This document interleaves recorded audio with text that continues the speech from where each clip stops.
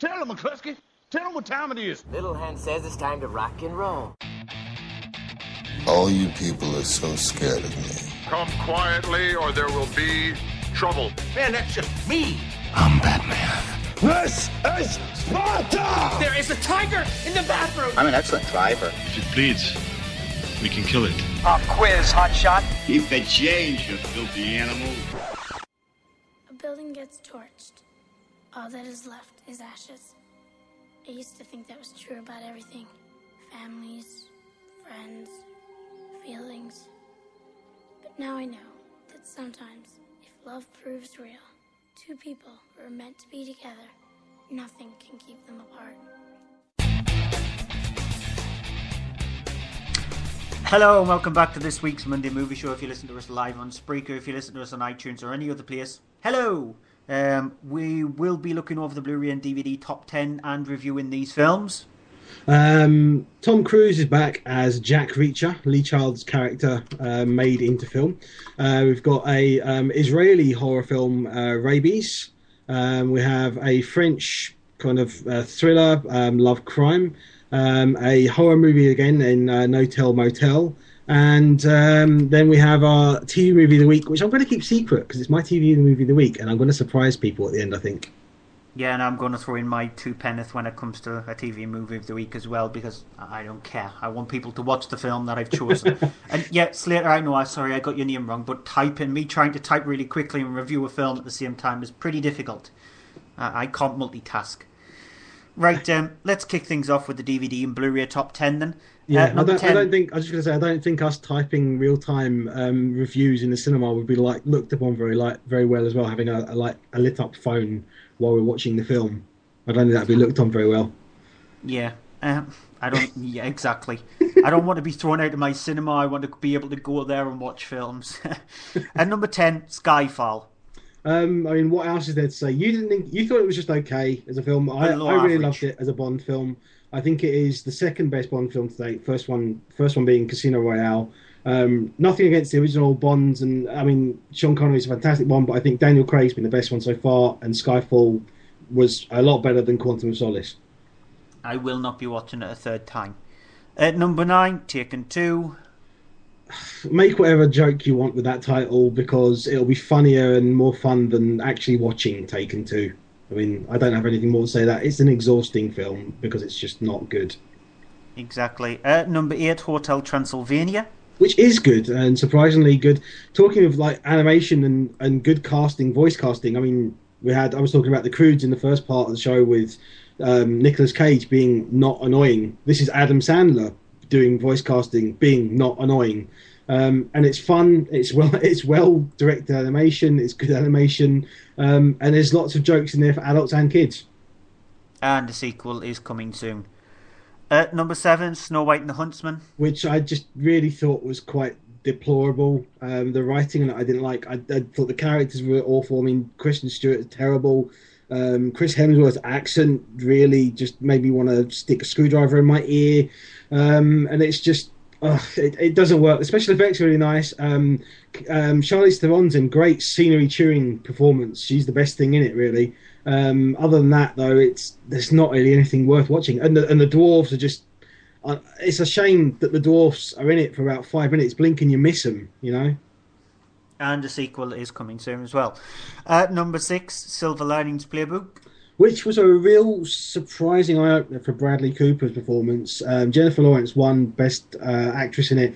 Bradley Cooper, I can't remember if he was nominated or not, but I don't know that maybe he should have been or not, but he's really good in this. The two of them are great. It's a good drama and centres around these two characters who have kind of a mental illnesses as well.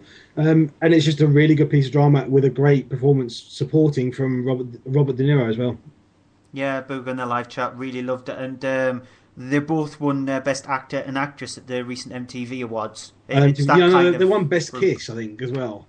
Yeah, so but it is aimed at that kind of audience. It is sort of like the MTV kind of I'm not saying like the dumb MTV audience. Yeah, it's more of like the higher end of intelligent, mature MTV audience. I think. Yeah. Yeah, it's the mature MTV audience, because normally you get like the Twilight films or whatever just sweeping the board, and this year it only won 1 award, so At least it went to something a bit more decent. Good luck in describing this film. Number 5, Tinkerbell's Secret of the Wings. It's a Disney film. And it has Tinkerbell in it. Yeah, it's a spin-off from Peter Pan. I don't really know anything about it other than that because it's got Tinkerbell in the title. Yeah, if anybody in the live chat has seen Tinkerbell and the Secret of the Wings... I'm sorry to be disappointing like that, but that's what I can take from it. What's what I can say? Yeah, if anybody in the live chat has seen Tinkerbell and the Secret of the Wings and you haven't got children, then go away. But I know that there's one person in the live chat who does... wait to audience retention, yeah. Yeah, I know there's one person in the live chat who does have children. I just want to know if, Slater, would you show Tinkerbell and the Secret of the Wings to your kids? How old let me know kids? That. How old are his kids? I know they're young. I don't know their exact age, but I just want to know if he would actually show her. I don't think his little boy would like it, though. At number 4, Ted. Don't show this to your children, though. No, yeah, that's not a good idea. It's a really fun... It's one of the best comedies to come out probably in the last decade, which is saying a lot, but that's true. I mean, for a fact, we agree on this film that it's the best comedy we've seen in a long time. From Seth MacFarlane, the guy, there's Family Guy, so you know the kind of humour and the type of humour that you're going to get if you've seen Family Guy. If you don't like Family Guy, then maybe it's not for you, but it was just hilariously fun. I saw it at a cinema. See it with as many people as you can. I saw it at a cinema that was full, and it was even better because you just got the audience. The atmosphere was just fantastic, and it's one of those films, and it's getting a sequel as well. Yeah, I want a Thunder Buddy like Ted. It would be awesome. I'm not scared of thunder, but we can't sing the song. We can't do it. I know, but when I was a kid, I used to be scared of lightning, so I wanted a Thunder Buddy like Ted. But it is an awesome film, and Slater says that his children are 1 and 4, and no, he wouldn't. He'd rather show them SpongeBob SquarePants, which is a much better choice. Oh, one cartoon which a friend, he bought these DVDs because they were in a pound shop of Rocko's Modern Life, and I was watching a couple of episodes of them, and I can't believe how much that got away with. I recognise it. I can't really remember it, but I definitely recognise. I've now got the theme in my head.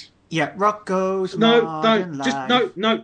Yeah, he's got a dog. He's got a dog called. He's got a dog called Spunky, and the program's a PG. Yeah, I know. At number 3, and you went for 7 Psychopaths, which I didn't think was as funny as In Bruges. I thought it was a really good thriller. The great performances in there from Christopher Walken, Colin Farrell even is perfectly okay in it. He's not brilliant in it, but he's good. Sam Rockwell is really good in it as well. And you've also got in there Woody Harrelson too, who's quite in it as well. I mean, it's a good thriller with some black comedy elements and some moments that you kind of take you back a bit. But I quite enjoyed it. I enjoyed it more the second time around than I did the first, I think, and that surprised me. Yeah, number 2 when you went before Pitch Perfect. Which is also another film that surprised me. In fact, surprised us both. We both quite enjoyed this, and even though we didn't expect to. It is... I forget what her name is, the lead actress in it.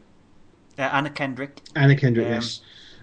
She plays a college student who goes to a school and ends up joining up with an a cappella group. A cappella is where people just go and they sing. They don't have instruments, and their voices are the instruments. And it's amusing at times. You've got Rebel Wilson in there who provides most of the jokes. And it's a fun, amusing film. It's not for kids. It is a 12, I think. Was it 15? I think it's a 12. Yeah. But it is sort of... It's upper end 12. I think some of the humour's a bit, and some of the topics are a bit touchy, but I thought it was fun, enjoyable, and really did surprise me. And it's getting a sequel as well. Bloody hell. Yeah, and be prepared to be finding the actors really grating. Excuse me and all that stuff. It really gets on your nerves at the end. But it's a fun film. Skip it if you're not a fan of Ace of Base. Yeah, definitely skip it if you're not a fan of Ace of Base. I just wanted to punch them in the face when they were doing that. I really did feel like as really uncomfortable as the people watching it in the audience. Is just stop it. Oh, and the whole thing. I have to say that the thing of Elizabeth Banks in it. I mean, why? Oh. I actually like Elizabeth Banks. But... I like Elizabeth Banks, but just not in those kind of roles. Yeah. Yeah, well. And at number 1, The Hobbit. Yeah, which is also getting a sequel. Obvious it's getting a sequel. I mean, it's kind of split us a bit. You thought it was too long, and I didn't. I thought it was long, but I didn't think it was too long. I get that there's a lot of stuff in there that's been added from the appendices of the other books, but I mean, it's a return to Middle Earth, and it is the Middle Earth that we know from the Lord of the Rings films, and it's just, for me, loved it. I loved that it take a while to get going because you get to know the characters, you get to know the dwarves, and it's fun and joking, laughing at the start, and then it starts to get more serious. So I liked it. Yeah, I'm a huge Lord of the Rings fan, but I just thought it was good. But that's the best. I think my mum, who was a huge, massive Lord of the Rings fan, I think she probably would have thought exactly the same as me. I still got to actually go to my parents with it and see what they like, because they liked the Lord of the Rings films, but they found them long to sit through. So they'll probably find this long to sit through as well, but I think they'll enjoy it. And especially my mum, who doesn't watch films. She rarely watches a film. I mean, the last film I think I watched with him was The King's Speech, and that made my dad, actually, at the end of it, he was tearing up, just the emotion of it, and my mum really liked it, and she doesn't like films. Yeah, Booger says he watched The Hobbit on Blu-ray the other night, loved it more when I'm laid on the sofa. Yeah, because you don't get a sore bottom. Right. I'm going to an ad break. This is for the Gamescast to fleeter around on a Friday night. The last few weeks they've actually been out on a Friday night, so here's an advert for them. And again, if you've got any ads, send them my way, as long as they're less than a minute long and they don't have any swearing in them. Right, advert. What do I need to say in an advert? Well, I need to say that we're the Gamescast. I need to say that we're on Twitter at the Gamescast. I need to say we're on Facebook.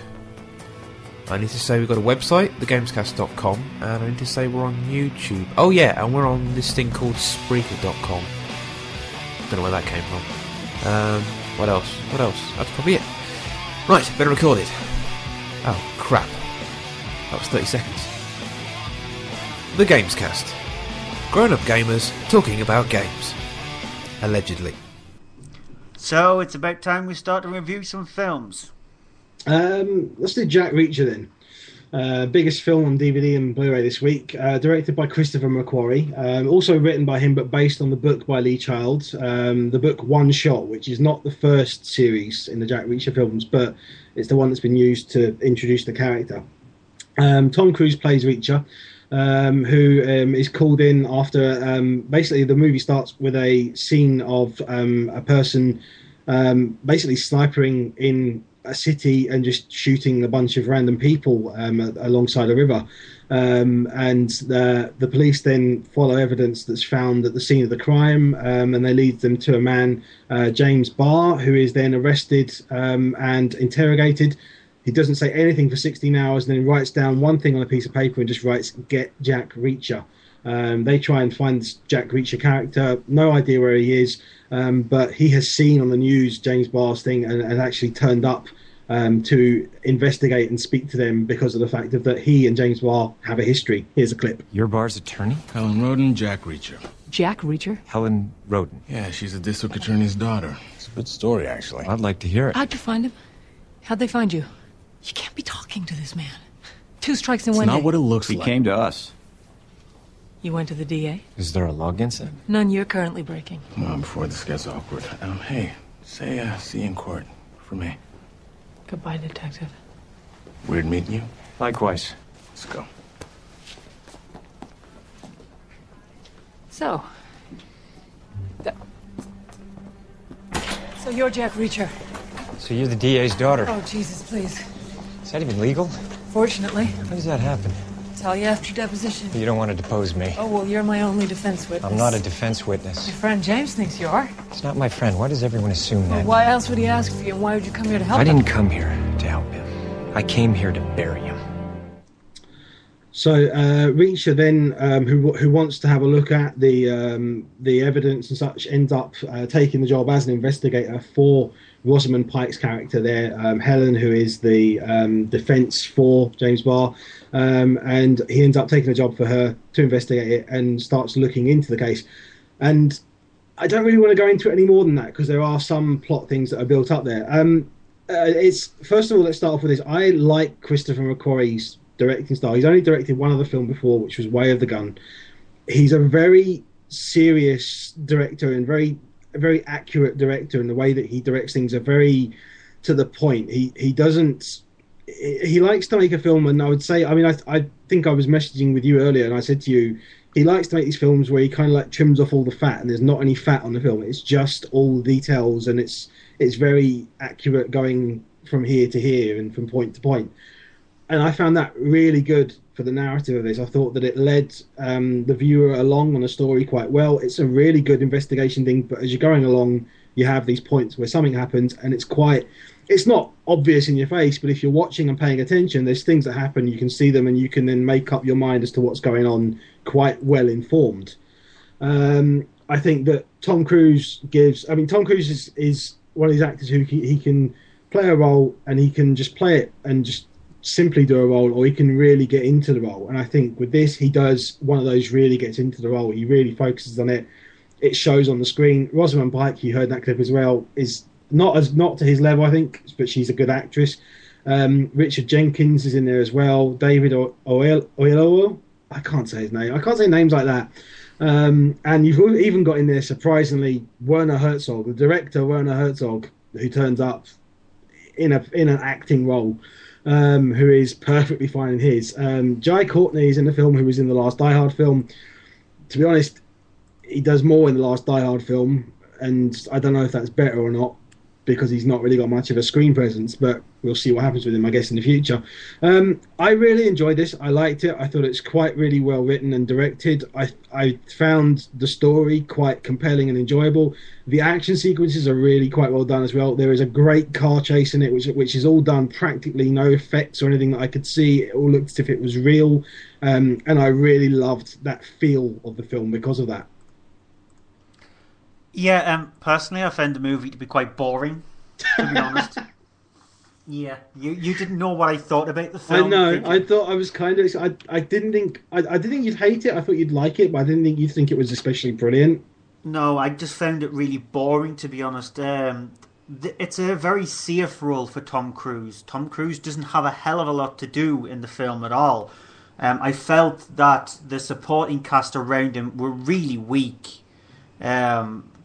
Jai Courtney, he just can't act. He can't act at all. He doesn't have any menace in him. He looks like he's got menace, but he doesn't. He doesn't have any menace. I think as well, when it came out originally, I did say something about that he's from the same country as Sam Worthington, but he's worse than him as an actor. Yeah. The previous things that he did was Spartacus. So the TV series before he did Die Hard and Jack Reacher. Booger, it flows slower than a Bourne film. So it's not like Bourne films, but I didn't think it slowed that much. I thought it was quite good narratively. I thought it explained things very well. I like the detail, the attention to detail in it of things that are explained throughout the film. That is sort of true, but I felt like when it was explaining the details that it was just taking too much time explaining it. It was going at a slow pace. It's like you're watching a snail move, the way it was explaining the details. Or you're trying to have a conversation with an old-age pensioner who's just sitting there going, What? What'd you say? Just you're trying to explain things like technology-wise or something like that. You have to go at a more slow, laborious pace, and at times it felt like that. It really does feel the 2 hour and 10 minute running time that it's on. It's a very long film, and I just felt it's a boring movie. I enjoyed the car chase scene, but I didn't find it quite special, to be honest. I just felt it a bit of a boring, laborious film at times. Okay. I'm not entirely surprised by that, but I'm kind of a little disappointed you didn't enjoy it as much as I thought you would. Yeah, it's just a safe Tom Cruise film. It was the only thing that surprised me was the fact that it was released on Boxing Day in the cinemas over here, which is an interesting film to release, that kind of movie at that time. I mean, I think as well, it didn't do especially brilliant. It did okay at the cinema. I think because there's talk of it doing sequels, and I think they're waiting to see how it does on its DVD and Blu-ray sales. Because I think it's out here on DVD and Blu-ray before it's out in America. I think it's next week. It's out in the States. So I mean, it'll be dependent on that as to whether or not we get to see the other. I think it's something like 17 books or something so far of the character, and I would happily see more of this character. I love, and if it's done like this, I wouldn't have a problem with it. One other thing at the end of the film, the thing that I had in my mind was the Littlest Hobo music. Well, it kind of does have that, but I don't know if that's from the. I don't know if that's the directing or if it's just the story, because it's one of those kind of characters. It just had a feeling of that. The thing that popped into my head was the Littlest Hobo music, and I started to hum the theme tune to the Littlest Hobo to myself because it reminded me of that. But it will get in the top 5 of the DVDs. It'll not get number 1. Yeah. It'll not knock The Hobbit off. I don't know. I am glad it doesn't have the whole thing of the contrivances of having a love scene added in there somewhere, because it's that kind of a film that you would think someone would push for that to happen in the studio, and I'm glad that hasn't been done. Yeah, that's true.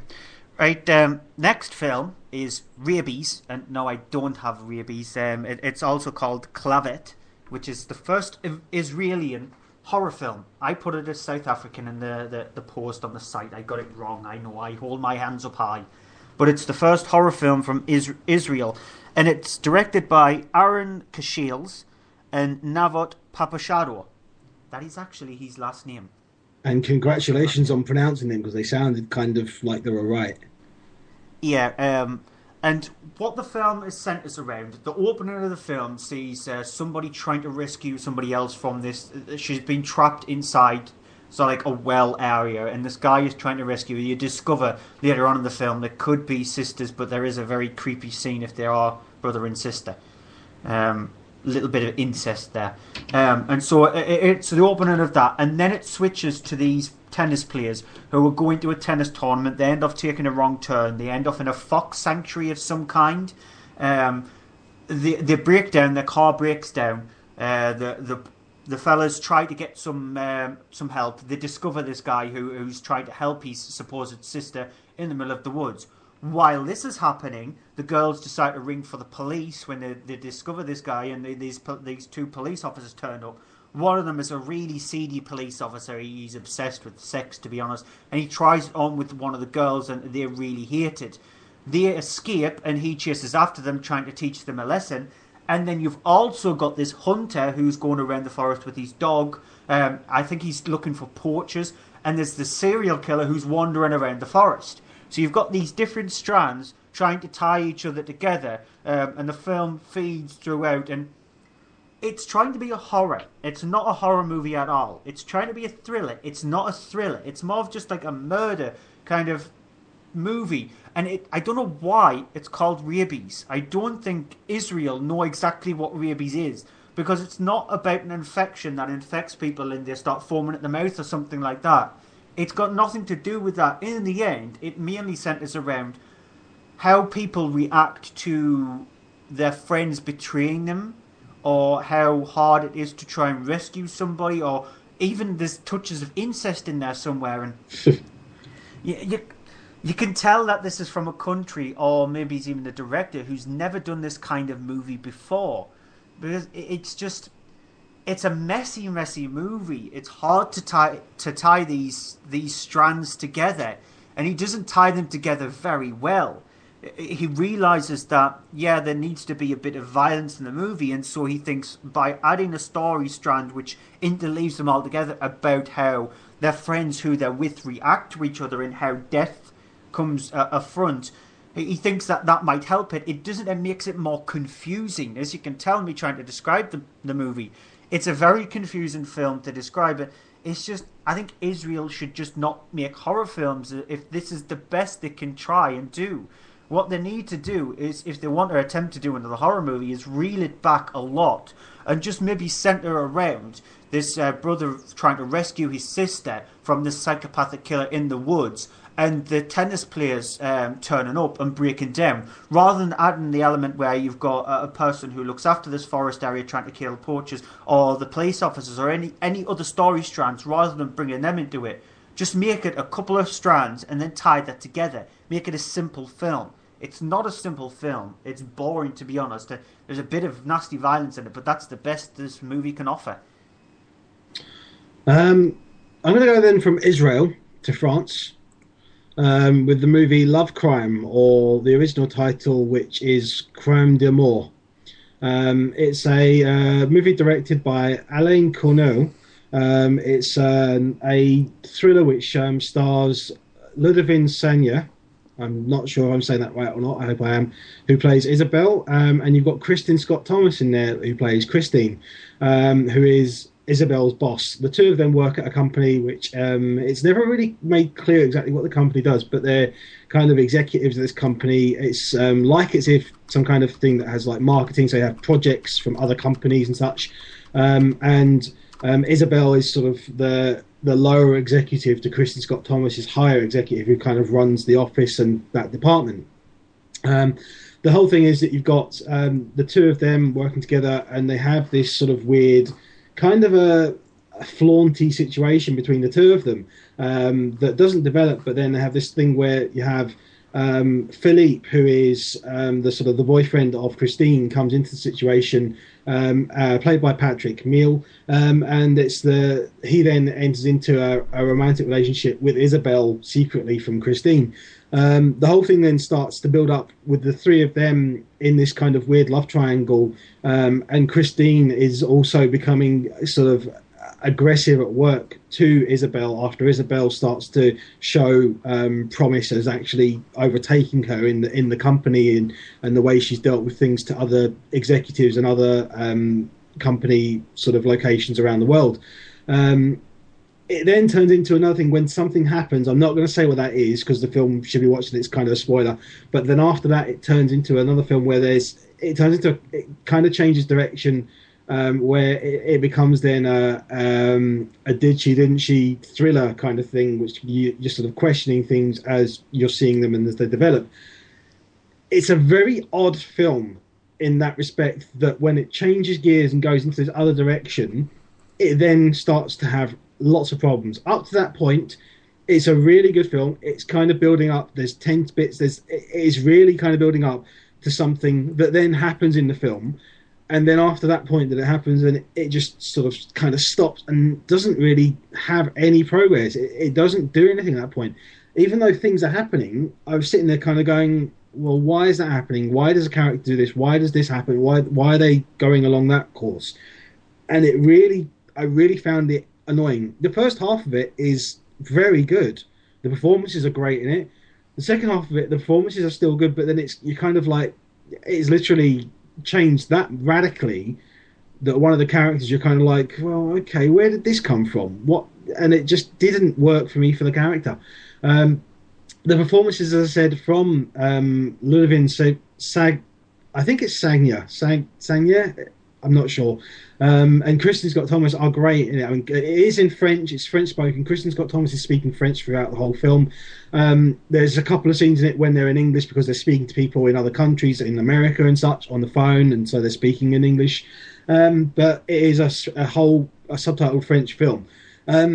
And it is one of these films that's actually being remade. It's being remade with Rachel McAdams playing the Ludovine Sanya role, and with Noomi Rapace playing the Kristen Scott Thomas role in an English-speaking movie.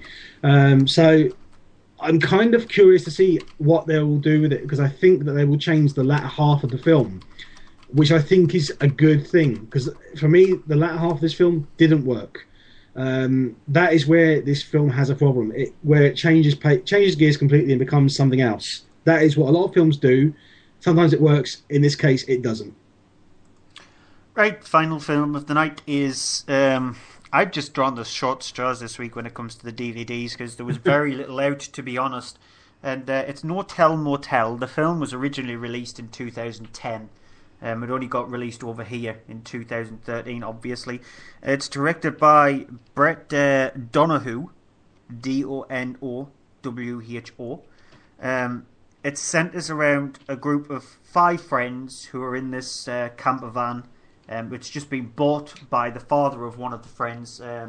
It ends off crashing when one of them sees a ghost in the middle of the road. Surprise, surprise. They end off crashing outside of this motel, which is abandoned. They decide to stay there the night because the gas station that they've just passed is closed, and their best bet is to go there in the next morning. They discover that the motel has a secret in the fact that a little girl who originally was at the motel, she ended up dying by getting run over by a car. The parents took it out on themselves, and during the movie you see in movies, some ghost stories, you might see the ghost of the character, and in some other ghost stories, you see sort of like a proper, you might as well see a play of them, what happened to them. So you see a light come on, and then you see actual actors playing them, so you see the embody them rather than a ghostly figure of them. You see them play out the scene of what happened, and that's what happens in this film. It's garbage. I know I wasn't going to use the G word tonight. It's terrible. The acting is beyond bad. They tried to add a plot twist in it, which you can see a mile off. It is really, really horrendously acted. The acting in it is terrible. The gore, there is no gore in it, even though it's a horror film. The death scenes are so predictably bad. It's beyond a direct-to-DVD. This is the kind of thing that the sci-fi would shove on at midnight because they've got nothing else to show. It's a horrible, horrible, horrendous movie. And the only reason why I'm reviewing it tonight is because we had nothing else. And we had to have an even we really number did struggle finding things, didn't we, this week? Yeah, we had to have an even number of films. But this is the beyond the bottom of the barrel kind of movie. This is the thing that you would even ask for a refund if you bought it in a penny shop. Oh, wait till you get to my TV movie of the week. So it is that bad. And speaking of movie of the week, yours is... just because it's that bad, and I think people should see it just to see how bad it is, and it's on MacGruber. I don't know if you've seen this or not, have you? Nope. No. It is one of the Saturday Night Live spin-off movies that's been made. By that I mean, you've seen things like Wayne's World, which are great. Wayne's World film's great. That kind of thing, where they've taken a comic skit, or they've done something that they did on the show in sort of 5-minute segments, which then they've taken and made into a feature film.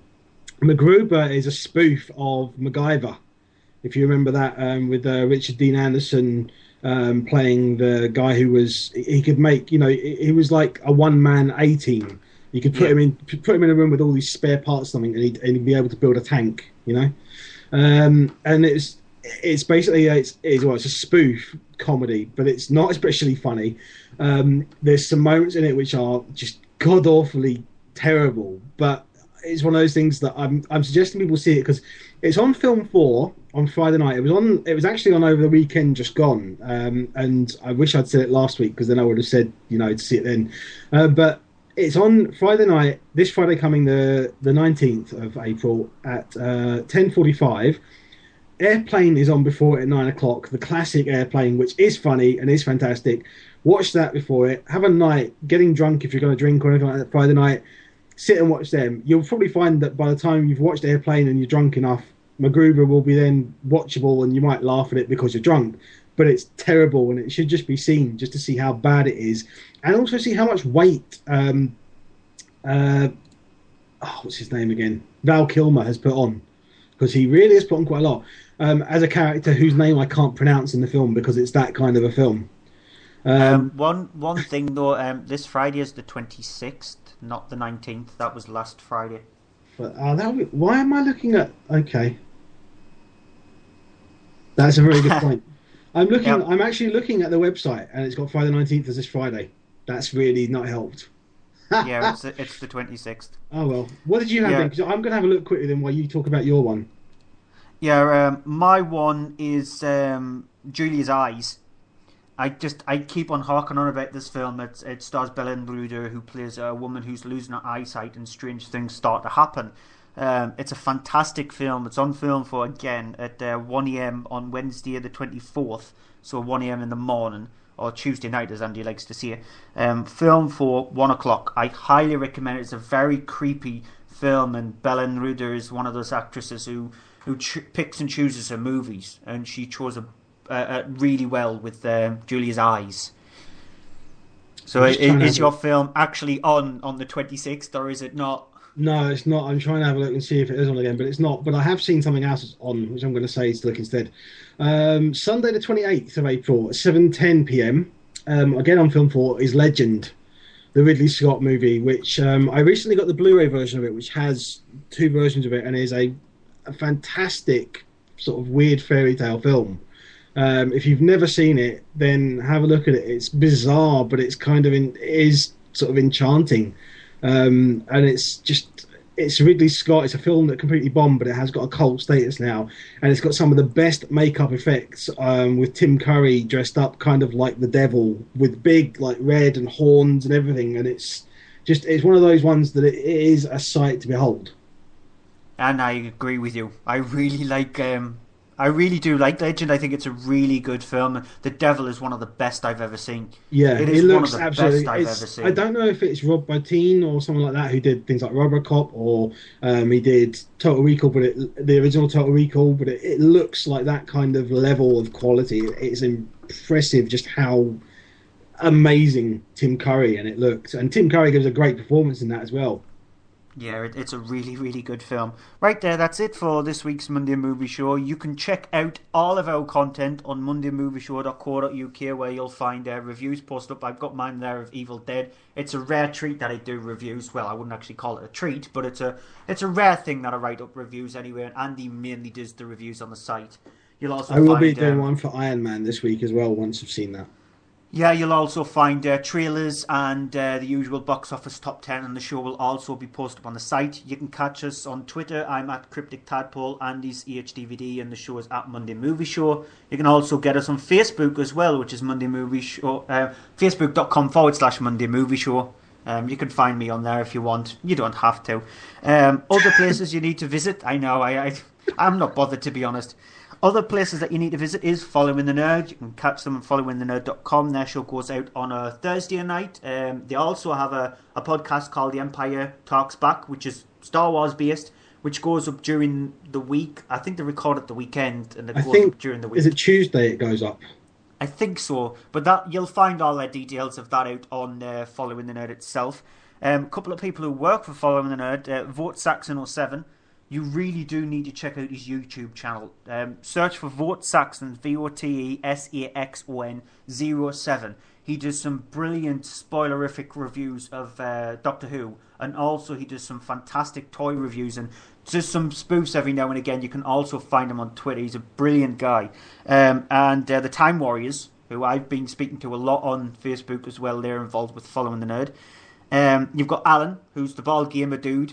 You can find him on Twitter at Bald Gamer Dude. He has a show called Menage a Geek, which is, if you love your video games and movies and you love copious amounts of swearing, this is right up your alley. It's brilliant. It's one of the few podcasts that I listen to. Yeah. It's such a brilliant podcast. He's only just started as well, but it sounds really good too.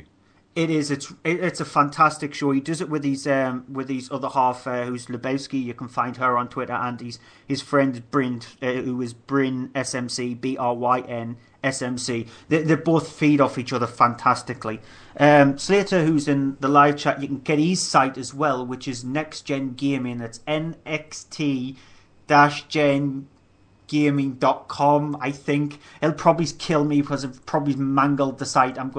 While I'm talking now, I'm going to bring up the site. So it's nxtgen-gaming.com. You can find his site out there. He's also got a couple of things that might be coming up soon, so catch his content there.